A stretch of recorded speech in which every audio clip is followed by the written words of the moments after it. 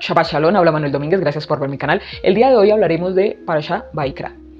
Esta porción que nos corresponde leer del libro de Levítico capítulo 1 hasta el capítulo 5:26 nos va a hablar principalmente de lo que son los sacrificios, de los diferentes tipos de ofrendas que se iban a dar en el templo, ya sea las de harina, aceites, los animales, estos acercamientos, ya sea por motivos de paz, por ese pecado involuntario. Pero lo que vemos acá de esta porción, que es la número 24 de Vaikra y Llamó, que comienza con este libro de Levítico y que, pues bueno, este libro que se conoce más bien como el libro de Levítico nos va a hablar totalmente de ese manual de trabajo, de paso a paso, que los levitas debían hacer en el templo. Recordemos que la tienda de reunión, el tabernáculo, los utensilios, todo lo que había allí construido en el desierto, aquí va a tener toda una reglamentación de qué tenía que hacer los cohanín o los sacerdotes dentro de ese templo. Ahora, si lo extrapolamos un poco a nosotros, entendiendo que nosotros somos el templo de Dios, que nosotros somos los templos actuales, y que todo lo que se hizo en ese mobiliario lo que quería ejemplificar era un cuerpo humano, también debemos entender que estas mecánicas y todo lo que se hacía en el templo es también un manual de convivencia de cómo nosotros debemos manejarnos, no solamente en nuestra alimentación, sino en nuestra forma de convivir y de percibir a Dios. ¿Y por qué lo digo así? ¿Qué podemos aprender acá?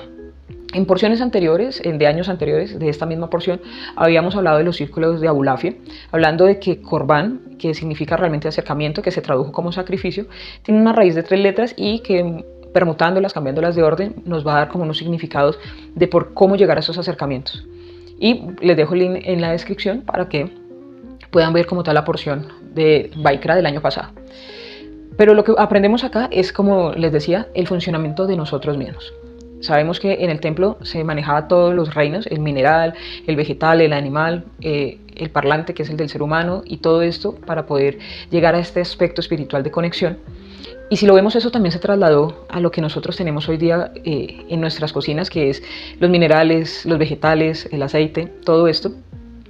Porque lo que trata los korbanot son principalmente de tener una comunión. ¿Sí? Los sacrificios, algunos eran totalmente quemados, otros eran ofrendas de harina, de aceite, de paz, que eran la convivencia. Cuando eran de todo quemado, pues no había este compartir, pero en su mayoría parte de ese alimento iba para los levitas, parte de ese alimento iba para las personas con las que se iba a compartir ciertas partes. Hay unas descripciones que dice que ciertas partes de la carne, ciertas porciones iban para este grupo, para qué persona. Pero en principio es convivir y es comer. Entonces, ¿qué podemos aprender acá? Que todo lo que nosotros hacemos en unirnos, en compartir, en acercarnos, no solamente en acercarnos a Dios, que no podemos decir que amamos a Dios, que no lo vemos, sino amamos a aquellos que vemos. Así que, ¿cómo podemos extrapolar esto y entender que lo que se hacía en el templo lo podemos hacer y lo hacemos hoy día? Y es porque no hay una forma más común de compartir con alguien que en el alimento.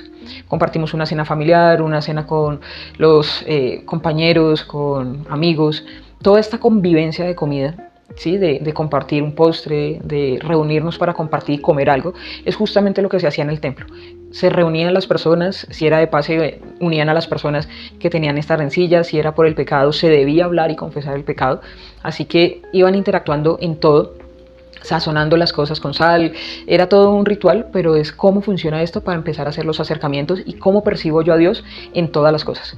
Entonces, no solamente lo percibo en lo espiritual, sino que todas las cosas materiales, mineral, vegetal, animal, debemos entender que tiene una correlación con Dios y que todo tiene una energía de Dios. Todas las personas tienen una chispa divina de Dios y debemos ver en esa persona ese reflejo y esa oportunidad para poder conectar.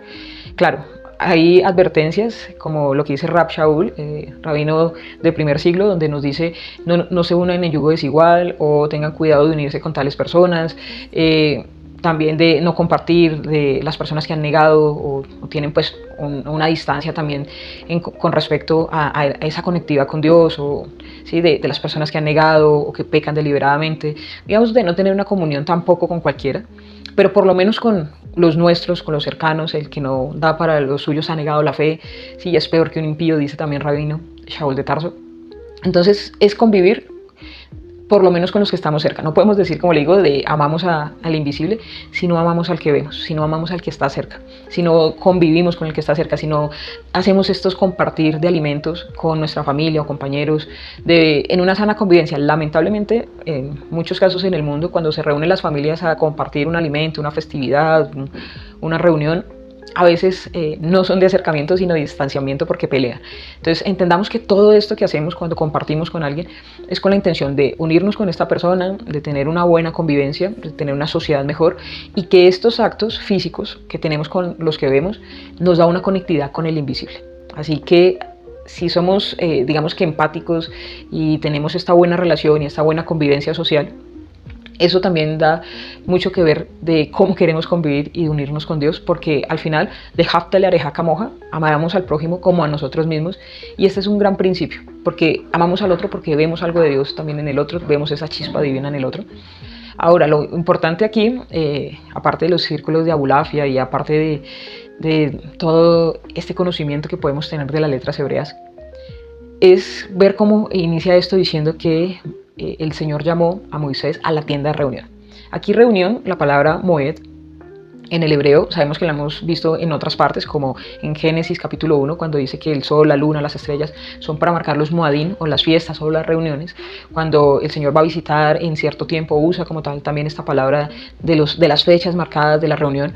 Y es porque el Señor nos pide o nos invita a la tienda de las festividades, a la tienda de la reunión, de una convocación, de poder reunirnos. Y tenemos acá a un Moisés que espera que el Señor le llame a la tienda. Ahora nosotros estamos como dentro de la tienda, porque recordemos que nosotros somos los tabernáculos, los templos, las tiendas de reunión. Así que si vemos en Isaías 50, va a decir, yo llamé y no hubo quien atendiera.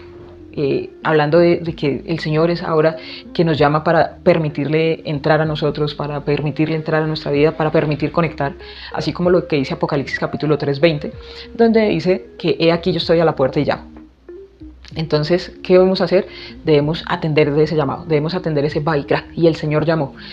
Si lo vemos en Apocalipsis capítulo 3:20, va a decir, yo estoy a la puerta y llamo, y el que abra la puerta, cenaré con él y él cenará conmigo. Nuevamente un tema de convivencia del alimento, un tema de convivencia de compartir, y que ese compartir sea una conectividad con Dios. Entonces Moisés entró a la tienda de reunión y compartió en la reunión, en el Moed con Dios, y nosotros debemos compartir con lo que vemos en el mundo, con nuestra percepción del mundo, con las personas que están cerca, y de esa manera entender que también estamos compartiendo con Dios. Nuevamente teniendo en cuenta que lo que dice el mismo Mesías, Yeshua dice que convivencia tiene la luz con las tinieblas, así que debemos tener igual manera cuidado con quién estamos uniéndonos, con quién compartimos y dentro de qué circunstancias. Al mismo Mesías le decían que se unía con publicanos, con recaudadores de impuestos, con personas que tal vez a otros no le agradaban, pero él veía que estas personas querían esta conexión y esa teshuva, esa corrección. Pero hay personas que tal vez no estén listas. Sin embargo, mirándolo desde la teoría del caos, que un aleteo de mariposa pueda causar un huracán, que esas pequeñas acciones que hacemos con los que conocemos, con nuestros amigos, familiares, con esas reuniones, permitiendo que tengamos una real convivencia, que tengamos una verdadera empatía con el que está cerca a nosotros, por lo menos, como lo dice Pablo, el que no aporta para los suyos es peor que un impío y ha negado la fe.